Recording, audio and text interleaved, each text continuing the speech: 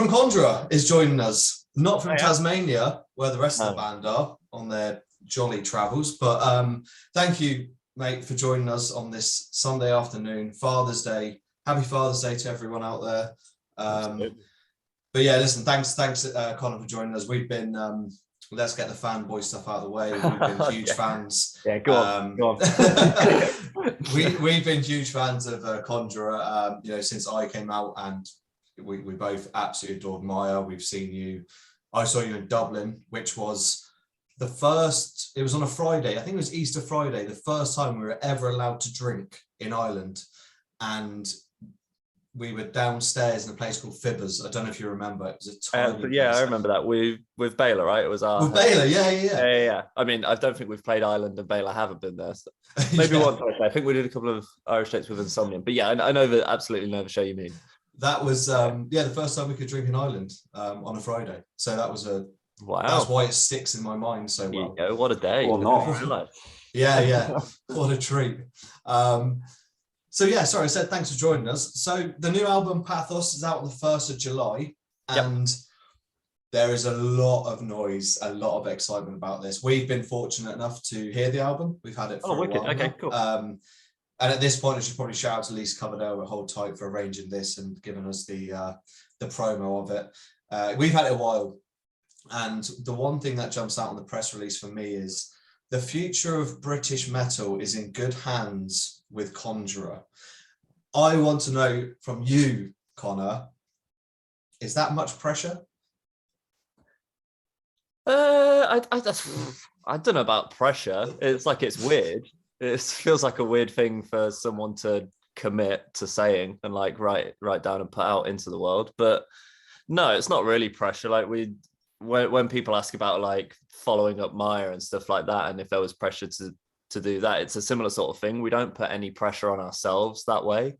Like, all we're doing is writing the music that the four of us enjoy and want to hear and that we're proud of, and then putting it out. And then if it goes like Mire and people love it, great. If we put this out and it completely flops and there's just a small minority of us that like it, then like that's fine too. But so it's one of those things where it's very kind for people to kind of talk about us in that respect, but it's not something that we're going to read and then go, oh god, we better do a good job. It's like, we want to do the best we can for people like Hold Tight, who put so much time and effort into like working with us and doing all the stuff we can't do, because say we are just four idiots like writing the songs that we want to write, so we don't know anything about press and marketing and all of that. So Hold Tight have been like the absolute best to us, and so we want to do well for them and like kind of repay them as much as we can. But no, we don't look at that statement and go, oh well, pressure's on now. It's just kind of like, well, that's nice, but cool, okay, on to the next thing. But I mean, we talk about this a lot on the podcast, the state of the British metal scene at the moment. We're 37. We've come up through the new metal phase and all that, but the British metal scene at the moment is probably the strongest I've seen since the likes of like Earth Tone 9 and with Harriet, Employed to Serve, Svalbard, etc. And you are certainly amongst that pile of bands. And I think from the noise that we've heard or seen on socials, you're probably really very high up in that pile, aren't you? And I'm sort of just wondering, like you've dodged the question quite well, saying you don't feel the pressure, but I'm trying to dig a bit deeper. Okay, go on. I'm just saying, like, for Conjurers, Mire was an absolute phenomenal album, like debut. Like it was 2018, was it? 4 years ago. Yeah, March 2018, I think it. Yeah, and like it made a huge impact on the scene. And I'm just trying to probe you a bit and push you. And do you actually feel the pressure though in the follow-up to it? Not so. Yeah, it's kind of a two-part thing. Like kind of like I was saying before. Like as a band, no. The only pressure we put on ourselves was when the two things we said when we actually sat down to finally write the album was we didn't want to do Maya Part 2, and that we wanted to make a concrete effort to step forward and push everything to the next level. Not even in a sense of like, yeah, we need to be a bigger band, we need to get on bigger tours, bigger festival slots, but just like with the actual music, we wanted to it had to be better than Mire, and like we had to push things further.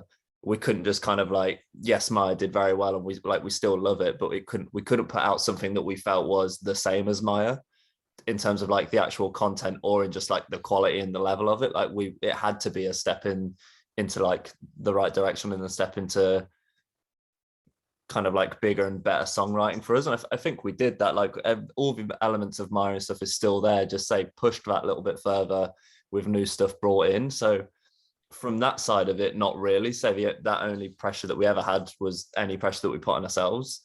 But then the flip side of that for me personally was because I joined the band just after they finished actually recording Mire, like I wasn't on it. And so I was in all the promo photos and like I've done all the touring. And like I love the album and it's been a joy to tour that album and take it around the world.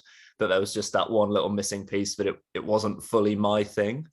And so like, yeah, people like yourselves would be very kind and be like, oh yeah, Mire's amazing, we love it. And it's like, it's still lovely to hear. And like, I'm part of the band, so I want to hear that. And I want to hear that people enjoy our music because we do too. But so it was just that little missing link. So when it did come to them writing this follow-up, I felt a little bit nervous and like a little bit of pressure personally, just because I didn't want that album to get such praise and everyone loves it so much.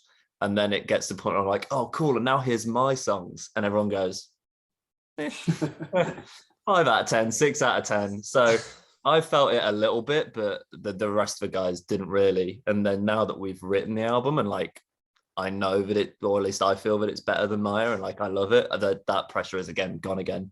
We're kind of back to what I was saying earlier, where it's like, well, I love it. And so I hope everyone else does too, but it's not really the end of the world if people don't. Well, Venny, let's sorry, Conor, I'm just going to ask Venny. We haven't chatted about the album yet. We keep our noses dry, as so to speak. Okay. But Venny, we've had the album a bit now, and while Conor's here, put you on the spot. Pathos compared to Mire. What Conor was saying there about, you know, evolving, you know, progressing as a band. What's your thoughts? Yeah, I mean, without turning this interview into a review, like I loved Mire. I loved I loved Mire.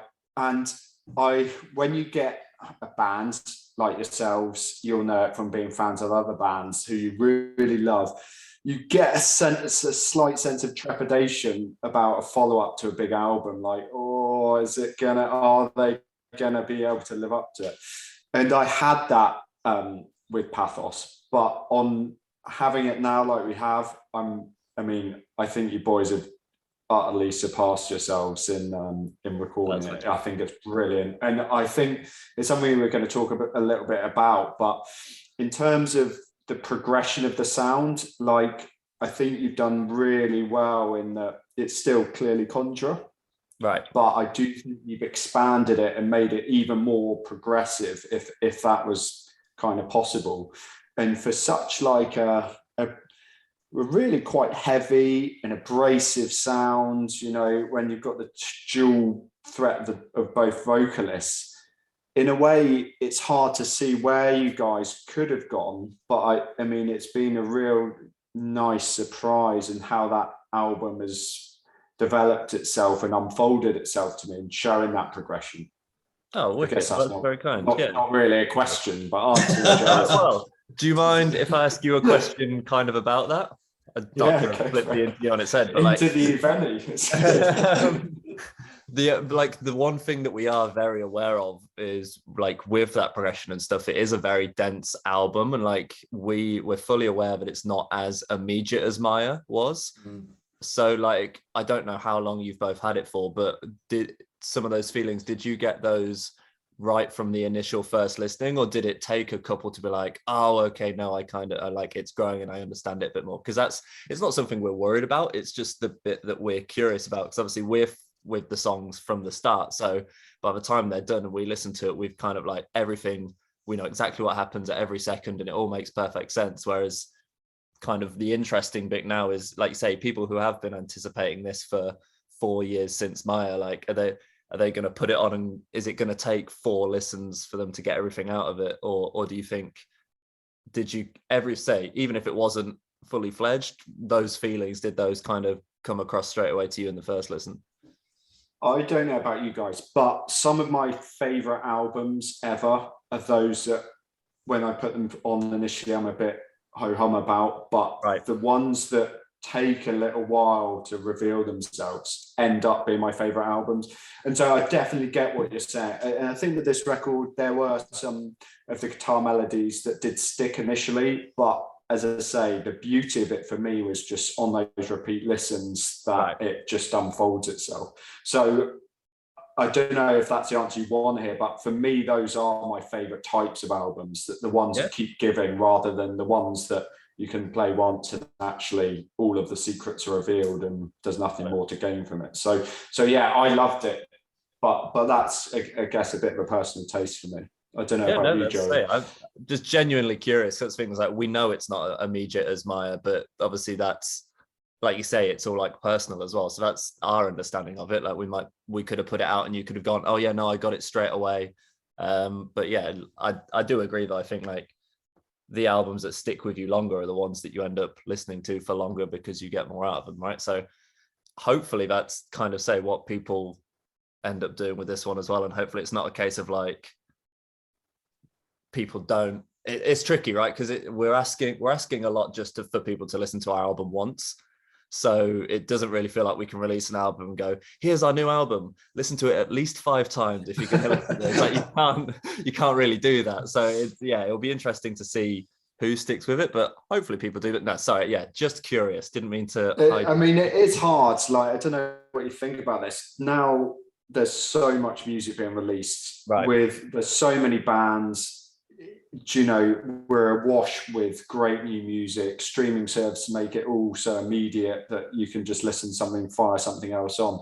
How do you feel it is when you are creating art that you think does take a little bit longer to kind of make yourselves stand out and thrive in that world where everything's so immediate, social media, everything else is so fast? How do you create something that's a bit more enduring, and how do you kind of, don't want to say sell that, but how do you kind of promote that, I guess? I guess it's one of those things where I feel like although you're absolutely right, like we're on all the streaming sites and like we use it all ourselves, and we're of that era and that sort of thing. I think it's something we would definitely feel a lot more pressure into that sort of thing if we were making music that was more tailored to that sort of thing. Like if we were pop artists, or even if we made slightly more accessible, more like mainstream metal, all of that sort of stuff, I definitely think we would have to work with that more. But I don't think we would change for that anyway. But I think we're quite fortunate where we grew up, listening to albums and like listening to albums as albums. And so we're all mid to late 20s. So we're just before like streaming services. So we did have a little bit of like, you still had to buy the CD and all of that sort of stuff and listen to it that way. So we still have the appreciation for that. And then so when it comes to writing the songs and the album, we're not even like thinking of that. We know it's going to end up on a streaming site, but we are writing an album. And sure, people can whack it on shuffle, people can put songs in a particular playlist, and like at that point they can listen to it however they want. But for us, it's not something we consider. We don't go, oh, we need to write a song that's less than 4 minutes so it can go in a Spotify playlist or anything like that. It's just, we're going to write the songs we're going to write, kind of pushing it out and marketing it afterwards. That's Nuclear Blast's problem. That's say we're gonna kind of do what we want, and for better or for worse, say in this new digital age, that might help us, that might hinder us, but it's not something we really consider when writing or anything like that. It's just the way the world is now. Yeah, I mean, you just touched on singles there, and I for me personally, and this is just my personal opinion, I don't like listening to singles because I'll take Tool, for example, when they released the singles off their last album, just having it in isolation, it doesn't relate to me. And even like for yourselves in Conjurer, like It Dwells being a single, which was like seven and a half minutes long, like to try and pick a single out of this album must have been really hard. And I think slightly to your point, Venny, like how do you sell that, a 7-minute song? Yeah. But I think you're because of the success of Mire, you've got such a great fan base now that the fans currently, it won't matter how long the song is, it's trying to get the new people in. But I think, like you were saying, Venny, this is just more of a statement that because of streaming services, it's so much easier now to just drop a few things here and there. Whereas I don't know if you guys remember going to Our Price and buying a single, and Iron Maiden CD single before it drops. No, not too young for that. Yeah. But yeah, I mean, and you just touched on there about Nuclear Blast signing to them. Like, you were on a previous label, and then obviously things happened there. We're not going to go into that. That's not why we're here. But was signing to Nuclear Blast, was that the previous label a catalyst for signing to Nuclear Blast, or was it already in the works? It was already a thing. So right. Yeah, we were obviously on that old label, and they were going to be releasing the album initially, but Nuclear Blast were always going to be putting it out in US and like rest of world, essentially. Like, they were going to lease it, and then the other label were going to do like UK and Europe, as they typically did. And so we'd already kind of started building that relationship, and we'd met the team a little bit and had those conversations. And so then when everything did kind of happen, it was like a much easier, like natural step to just going on to Nuclear Blast full time. We were very lucky, and we did get offers, and like we had chats with other labels to kind of see what was out there and just make sure that we weren't just jumping at the first label that kind of came for us as like an amazing label Nuclear Blast is. But even through those chats, and so we spoke to some great people, and there were some other really good offers out there, it still always felt like we were just going to end up with Nuclear Blast anyway. And then kind of we came out of all those chats and kind of talked amongst ourselves, and it was very much that Nuclear Blast was still the best option for us. So yeah, the bridge had kind of already been built, and like we, on the first time we went over to, it was the first time we went over to America, like we met Monty Conor, and he took us out. Oh, no way. It was like incredible, like nothing even to do with Nuclear Blast, just like meet him and like someone of his like stature in the industry and like hear his stories and all that was incredible. But yeah, so we had the chance to sit down with him and say we'd started meeting the team and all of that before all the stuff happened with the old label. Was that when you toured with Rivers of Nihil? Yes, yeah, that was that tour. That was the last show of that tour, like the last day essentially. We met him at the show, and then the next day is when he took us out for lunch before we flew home, which was very nice, very kind of him. You know, it's funny because that tour with Rivers and yourselves, you both released. You released Mire, and they released Where Owls Know My Name, and they were my top 2 albums of that year. Wicked, yeah. And it's so funny. Yeah. It's so funny that you were on tour with them. Like, that must have been incredible. This is sorry, we're just going on a tangent. I ended up getting a tattoo from it. Oh, nice. Nice. So yeah, no, I love that. I mean, the whole thing, the thing with the tattoo is like, obviously because we know it's about Rivers, it's kind of a band tattoo, but like I wanted to get something because just touring America in general was like one of the big bucket list things from like when I was a kid. So I was going to get a tattoo anyway, kind of regardless of the tour, because it was like, that was a big one for me. And then kind of like getting to watch that album every night in full, and like they just got better and better every night. It was insane. Like, it was a true pleasure to like be a part of, because I typically do merch for us when we're playing gigs and on tour, and it was one of those things where normally, especially if we're on tour and we're seeing a band every night, you might watch a show here and there, but otherwise when the headline band comes on, that's my chance to go backstage and kind of chill a bit. But I don't think there was a night where I wasn't watching Rivers. Like, they were just insane. And so when it came to getting a tattoo, I was like, well, I want to get something that like is relevant to the tour, and like I don't just want to get like an outline of America or something like that with the dates and a banner or anything like that. And like, I want it to be related to the tour, but I also want it to be something that's kind of like cool and that I would get as a tattoo on its own. And then so I was thinking about it, I was like, well, it's a Owls tour, so I'll see if there's anything I like about, like, see if I can find any kind of cool owls or anything like that. And then, yeah, here we are. Nice. So yeah, that tour was incredible. And we want to, like, we had an offer to go back out with them for the US tour that they've just done for the work. But we couldn't quite make it work. And it was one of those things, was like, if we'd have forced it, we were going out again, that would have been our 3rd time. And like, we knew the album wasn't going to be out, and we would have just been going and playing the same set. And so we say it just didn't quite work out, but we're we love those guys so much. And yeah, the Will you see them at Arctangent or? Yeah. hopefully, I don't know what day they're actually on, because I know our attendance is a little bit of a mess where we're playing on the 20th, I think on the Saturday, but then we're at another festival, I want to say potentially Brutal Assault. It's either Brutal Assault or Summer Breeze. I'm not sure which is on which day, on the 18th. So we're literally playing 18th, traveling probably late 18th, 19th to get there for the 20th. So I don't know what day they're on and when we'll be about and that sort of thing. But hopefully they'll still be about and we can at least chill and that sort of thing.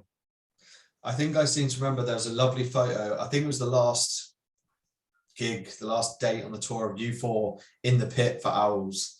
That happened. Yeah. It was such a lovely photo. Like you were saying, you know, you could have been backstage and just like doing whatever, but the four of you in there properly giving it socks. It was such a lovely, wholesome photo. Yeah, they're insane. Like that album is like, it was a weird, because when we got that tour, like I'd heard of Rivers of Nihil, but I'd never really listened to them properly before. I'd heard the odd song in passing. But so yeah, when we got that tour, I was like, oh, and they released the album. I was like, oh, cool, I should probably check it out, like who we're going to be playing with.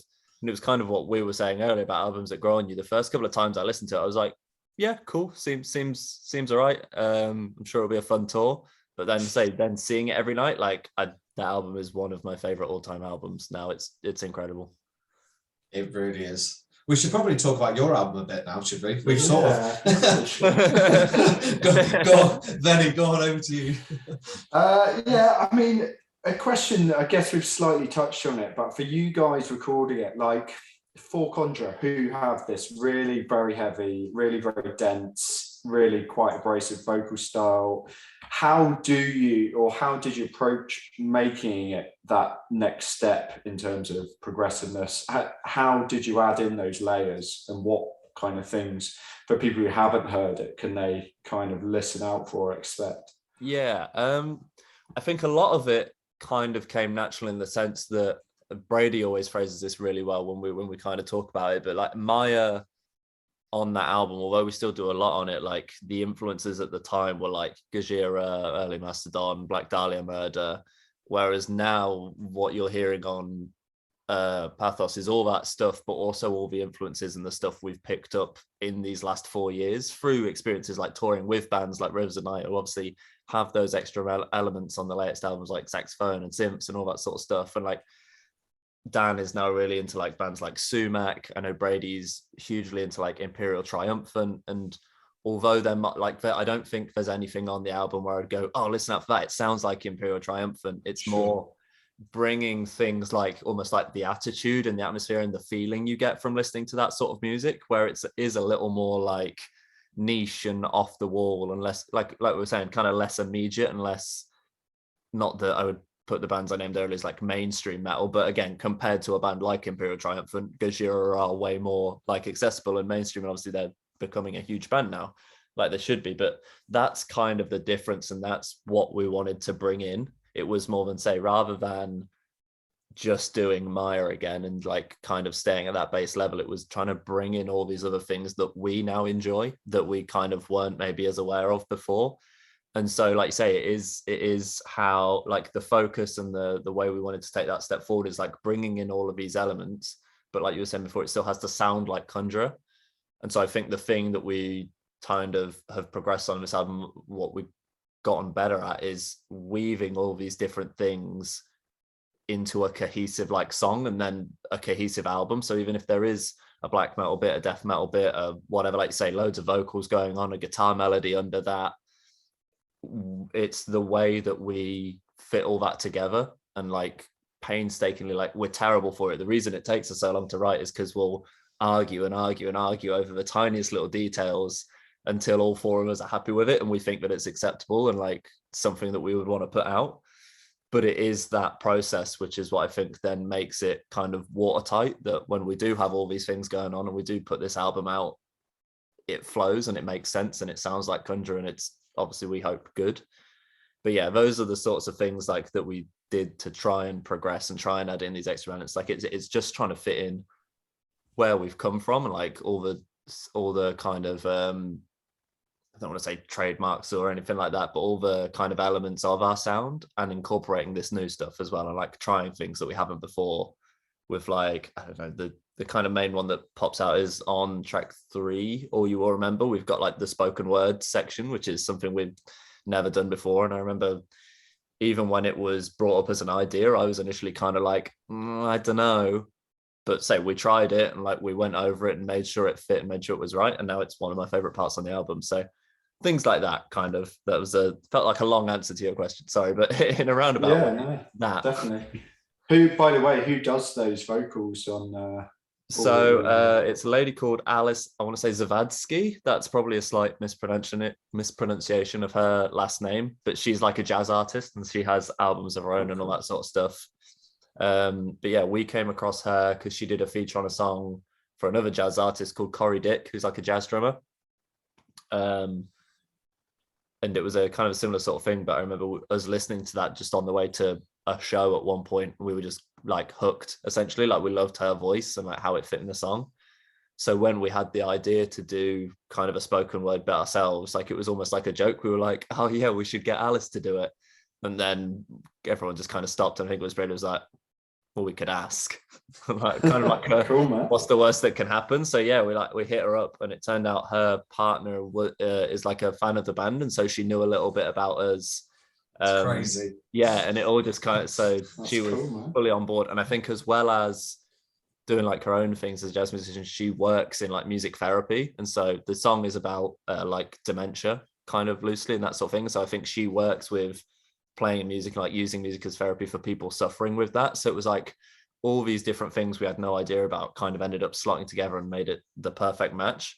And so yeah, she's smashed it. She's incredible, and like I say, it's now one of my favorite parts on the album. Absolutely.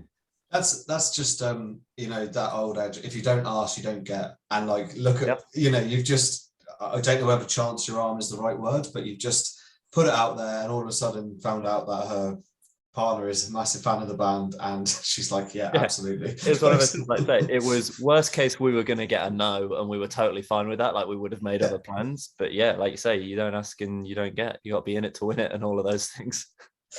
Just taking a step back slightly on the influences, you mentioned Rivers of Nihil there. I think Brady, Imperial Triumphant, etc. What about yourself? Like, Rivers aside, like, I want to know, like, in terms of, let's talk about Sylosis as well. To set, do you is it difficult for you to separate the two, or do you have ideas where you go back and forward between the bands and say this might work there? Not really. So far it might be a little more weird going forward, but so far the bands haven't overlapped in that way. So I joined Sylosis again after Cycle of Suffering had been recorded and written. Like Josh has had that for years. And then so that was out, and then obviously pandemic and all of that, so we weren't really doing anything. And then since we've just written, like I've just recorded my parts for a new Sylosis album that's going to be coming out, but that has all happened after the Conjurer album was done as well. So like at the moment they've not overlapped to the point where if I am writing, like I'm writing for the specific band, and so like we're in Conjurer writing mode and we're all writing together and sending stuff back and forward. Like I've not had anything yet where I've just written a part and gone, oh, where does that go, or anything like that. So no, in terms of like, it's also, I feel like, I can't say too much about the new Sylosis album, but in terms of like the directions as well, like there's obviously it's metal, so there's going to be crossovers in some ways, and like a cool riff is a cool riff, kind of whether it fits in whichever band, but there's not a huge amount of crossover in the styles as well. So I think it would be weird, like it'd be rare, if there was a riff that I wrote or a part that I came up with that I thought would fit both bands and have to even deal with that. But no, yeah, so the influences are kind of different for each of them, and so far, like I say, it might happen in the next few years, the bands might find themselves crossing over more, but no, it's so far it's been separate and not so much of a juggle in terms of like the writing sense anyway. And being brutally honest, have you ever been on stage with either Sylosis or Conjurer and got confused with which part you've got to play? No. I was really hoping. Only because I don't think it would happen anyway. I feel like I would know, say, just because they are different enough, I would hopefully have my wits about me and know where I was and what I was meant to be playing and such. But we've only done, technically, if you count the live stream too, but I've only played one proper show with Sylosis, we literally had the comeback show February 2020, and then a month later the world shuts down. So it's one of those where like I've not actually had to do it yet, really. Like I know I'm in the band, but it still feels a little bit like I'm not quite in the band because we've just not been able to do much. And so yeah, whereas Conjurer obviously gig way more frequently, and I've been doing it for the past 5 years ish. So yeah, no, again, maybe as those things start to overlap more, there might be the odd time, but I really hope that there's the man's a professional, Joey. The man's a professional. Well, yeah, come on, what are you asking me here? But no, so far, only because it's not even been a possibility. But yeah, we'll see going forward. I guess also, I was going to say, I guess also Ali is in the band as well, and he's got a new touring cycle out with Bleed From Within. So I guess it might get logistically quite difficult. Yeah, well, this is a challenge anyway. And him and Josh with Architects, obviously. Exactly. So, yeah. It's one of those things where even just getting our schedules to line up to be able to do anything in the first place, it can be, or I'd imagine will be, when now that the world's kind of back up and running again for the most part, like will be the tricky bit. But yeah, we'll figure it out. But yeah, you're right. There's, as much as Sylosis is still a full-time band, like it is a proper band, you're right, it's not going to be as busy as Conjurer. And like, you're right, Bleed have just put out an amazing album that they're going to want to tour everywhere, especially as they didn't really get to tour the last one before that as well. And Architects, I'm sure they've already been doing some tours, but I'm sure they'll be keen to get everywhere as well. So we'll see. It's one of those where it's, as far as like,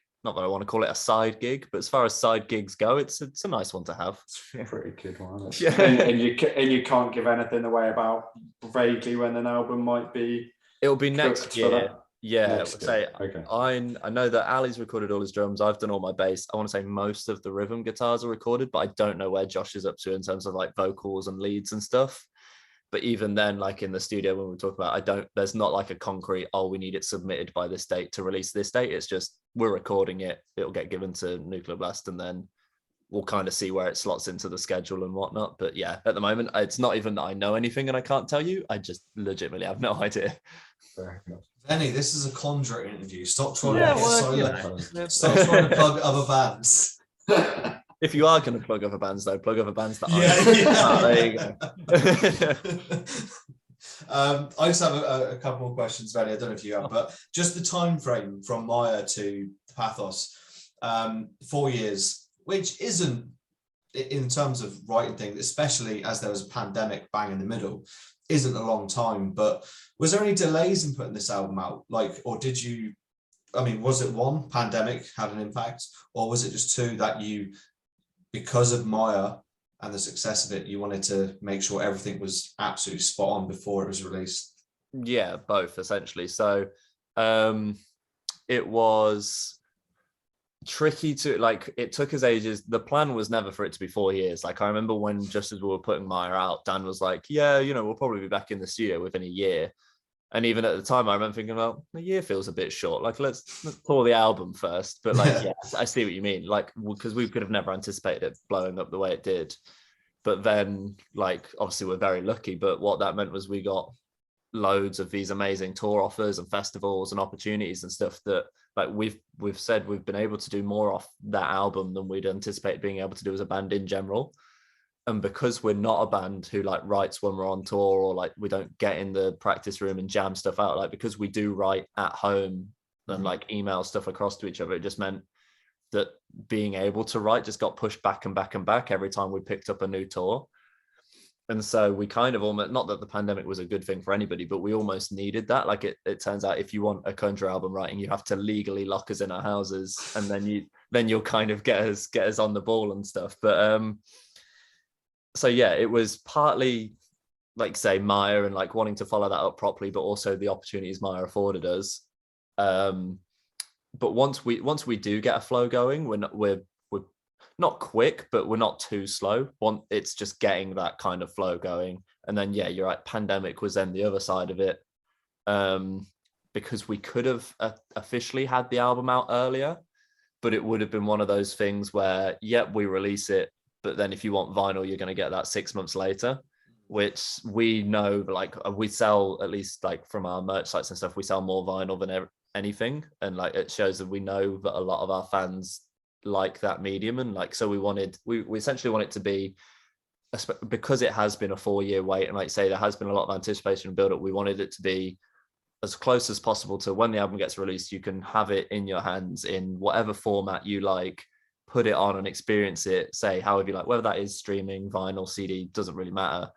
But we didn't want it to be a case where here's our new album, oh, you wanted a vinyl, well, yeah, you'll get that in 5 months, even though you paid for it like say 7 months ago or anything like that. So we delayed it and held it back a little bit to try and make it as one thing as possible.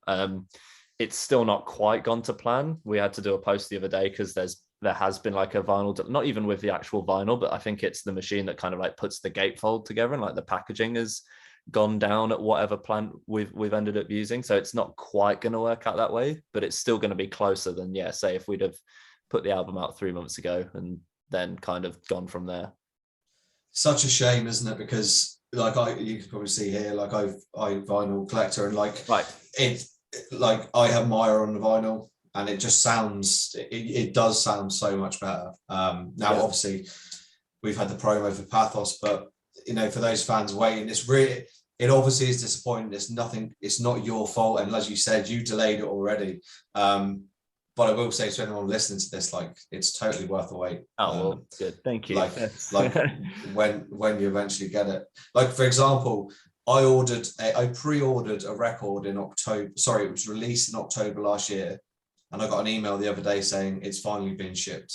Oh, geez. Okay. Like, so it's all around the world. There's just whatever shortage of vinyl. Yeah, it's one of those things, like, and we know, like, just because obviously we're talking to Nuclear Blast and going back and forth on email every day whilst they try and chase it up and give us updates and stuff. Like, we're not the only band, even on Nuclear Blast, if it's happening. Like, they've not named names or anything, but they've said, like, we've got other releases and we've got other stuff that's been affected by this as well. So you're right, it's like, there's nothing we could do about it, and it's not just us, but it's still like, yeah, it sucks because we know people have waited, and so we know people enjoy vinyl, and we've put a lot of effort into the vinyl on this. Like, it is a proper gatefold 2-disc. Like, we worked really hard on the layout and stuff, so we know that when people do get it, it's hopefully going to be like worth it, and say even just the packaging and the tactile element of it. But say we don't want people to have to wait any longer for that than they've already waited for the album, which sucks, but it is what it is. Say it's almost there. The wait's almost over.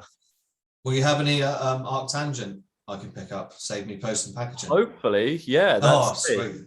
As far as I'm aware, like say we might. I don't know exact dates, but I know that even if, because the idea was I was meant to have all the albums at my house to, like, if you ordered it from America, I would ship it out like 2 weeks before the album comes out, so it hopefully gets to you around. Okay. So it's like it's not going to be here in time for that. So by the time I ship it out, people will get it late. But yeah, as far as we're aware, it shouldn't be like, oh, we're not getting it until November or whatever. We should hopefully have it still within the next month or so. Oh, cool. Yeah, hopefully by Arctangent, you're right, we'll be able to have copies there of whatever we've got left over and can get our hands on. I'm gonna say keep me a copy, will you? I'll give it a You might have to remind me, but yeah, I'll get a post-it note and stick one on there. Thanks. Venny, do you want to any follow-ups? Yeah, just the last one to close it out. We've interviewed we've talked about how great the British scene is at the moment. Right. And what's great about it is that every band, they don't really sound like each other. They've each got their own thing going on, but they're all actually really heavy. And this is a question, we've been lucky enough to interview a few of these bands like Employed to Serve and Malevolent, bands that are really getting quite big. Yep. But are actually really quite heavy. And Conjurer falls into the same boat. And the question is there any kind of, given how heavy this music is, how heavy Conjurer, you're clearly going in an upward direction, and that's great. Is there any kind of glass ceiling on where Conjurer can land up? Probably, yeah, we're not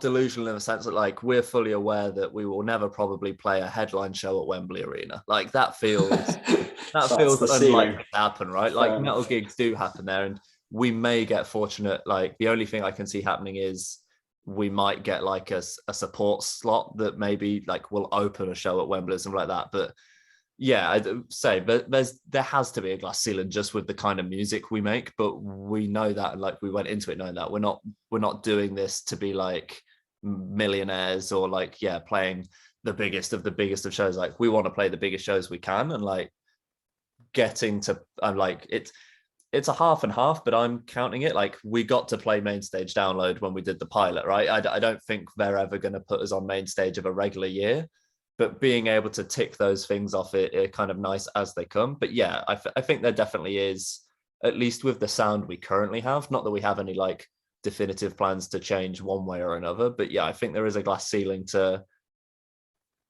kind of like it's just how accessible the music is, right? Like obviously we want as many people to enjoy it as possible, but we're aware we won't pull in the same numbers that obviously these pop acts do, and that's just the nature of the beast. Like we want to take it as far as we can. Like the band I would say we would potentially have the chance of like following in that sense might be like a Gojira or something like that, like kind of headlining venues of that size, like they think they did like Brixton on their last time round. I don't know if they've hit Ali Pali yet or anything like that, but if I had to guess, that would be the top of where we reach, at least at the moment, and how I see kind of like say the way the scene's going and like the way our sound is, that would be, I think, our peak. But even if we get halfway to that, that's more than we ever expected. So that's totally fine. It's not what your publicist said. I'm sure listening to Lisa, Joey too. Lisa's got other Joey, ideas. can you back that? And she didn't run these passes either. Yeah, all of a sudden. I'm not. No. I just go on Twitter and I see that we're meant to be headlining downloads. And like, again, I would love it. Like, I'm not saying I don't want to do that, but it's kind of the same thing as the whole like future of British metal. It's kind of like, well, it's very kind of you to say, Lisa, but really? I think I agree to an extent about maybe not being the main stage download, but that being said, Behemoth headlined, played the main stage download one year. Interesting. Their music, if we're talking about accessible, is probably not the most accessible. Bands do certainly get there, but it's say whether it will happen to us, we don't know. It's one of those things and it's very kind of like artsy and pretentious to say, but it's like we're just going to do what we want to do. Like we're going to keep going as we have, and obviously, hopefully, things keep going on an upward trajectory. But it's not, as much as it's stuff we want to do, and like these are bucket list things. We're not in a band, and like we don't have band meetings where we're like we have to make it to download main stage or anything like that. If it happens, then like that'd be incredible. But it's very few bands that sound like us that do make it. Like say there are the exceptions like Behemoth and that sort of thing, but whether we'll do it, who knows? It would be great, but who knows? Well, if you do, we'll be there. Absolutely. Cool. There we go. I'll keep Guts around our heads. Right, my last final question, Conor. Song on the album for you. Which is your favourite song on this new album, Pathos? I go back and forth, but I think I've started to like land and commit to All You Will Remember, track 3. I think even if that changes and like in a week's time I've decided I like a different one better, that kind of how we were talking about the spoken word section, like that onwards to the end, and like kind of that moment on the album is definitely my favorite moment and possibly my favorite thing we've ever done. And yeah, with that being part of that song and kind of like the journey that song goes on and everything, it's like when we write songs like that, and like we don't deliberately write long songs, they just end up long, but the goal is it's almost like if it's going to be an 8-minute song, it can't feel like 8 minutes. And I think that's a song that's kind of like that, where the journey and all of that doesn't feel like it's taken 8 minutes, and I feel like it has the right payoff at the end and all of that. So yeah, I think that's my favorite. Come back to me in a week or a month or whatever, maybe that's changed, but I'm pretty sure I've settled on that one now. All You Will Remember, track 3. I'm going to go with track 4 because the breakdown at the end, I don't know how to pronounce it, Basilisk? Basilisk. Yeah. Basilisk. That breakdown at the end is probably the heaviest thing you've done, I think, in my opinion. So that sorry, I know you're trying to wrap this up, but yeah, go on. Factoid about that has been around basically since the start of the band. There was I don't know if there's footage of it online anywhere, but the band used it before I joined, had a song called The Old Gods, and it was at the end of that song, but that song was one that kind of like didn't make it. Obviously it's not on the EP or Mire, it was just one of the first songs they wrote as a band that they ended up then swapping out and didn't really do anything with. But you're right, we always had that bit that we loved, and we would always like sound check it or mess around with it at rehearsal. Right. And it was one of those things where we were like, we have to get that in somewhere, and we did. So yeah, that's a little tidbit about that is a bit that has been around basically since the first years of the band, but has only just kind of come to light now. That's an incredible fact. There you go. And it is just so heavy. Right. Heavy. Oh man, that live will destroy venues. Yeah, that's interesting because that song's in a weird tuning as well. It's like the only song. So we're in a dumb guitar tuning anyway, and then that one is the song on the album that's in that tuning, but it's like an even lower, even dumber tuning. So it's one of those that like, yeah, we want to put in the set, but we need to figure out the logistics of it first, because you're right, it seems like the sort of thing we should definitely be playing live. Oh, you'd have to do a like mid guitar switch. Eight roadies handing over. Yeah, throwing guitars like throwing it. It's one of those things where technically like we only change from like the main Conjurer tuning. We only the only note that's changed is the lowest string, and that's only gone down a little bit. So it's one of those things where I'm going to try and convince the guys to essentially not be fussy. So where rather than having to change guitar and we have to load a load more cases into every venue, just tune that one string. But we'll see. Dan, I think is open to the idea, but he's normally very like particular about having stuff set up and like each guitar being the best it possibly can, and like not just being tuned to whatever. So we'll see. I want to play it live, but we'll see. Oh, you can't not play that live. Well, this is what I'm saying, but yeah, we've been stupid enough to put it in that dumb tuning, so we'll see. We've shot ourselves up there. Brilliant. Listen, Venny, I don't know if you've anything else to say, but we'll wrap it up there. Conor Marshall from Conjurer, thank you so much for your time, mate. Thank you. The new album's out 1st of July, and we've heard it and we can confirm it is absolutely brilliant. So for all those people wondering whether it's going to be worth the wait, it totally is. And Conor, I know you've got festivals, shows coming up, so best luck with that, and best of luck with the release of the album. It's going to be an absolute stormer, and we'll see you at Arctangent. Absolutely. See you there. I will pop that vinyl to the side for you. Please do. Thanks, man.